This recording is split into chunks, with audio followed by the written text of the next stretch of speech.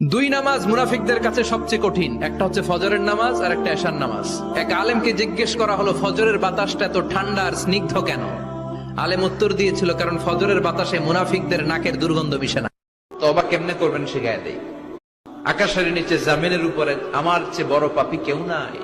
সগীরা কবিরা, জেনে না জেনে, ইচ্ছায় অনিচ্ছায়, শিরকে বেদাতি, শয়তানের ধোকায় পড়ে, নফসের ওয়াসওয়াসায় অনেক পাপ করেছে। আল্লাহ আমি স্বীকার গেলাম, আমি পাপী, আমার চেয়ে বড় পাপী কেউ না।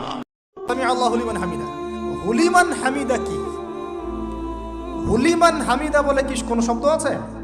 একটা নতুন শব্দ বানালাম আমি একটা। সামি আল্লাহ, আল্লাহ তার কথা শোনেন।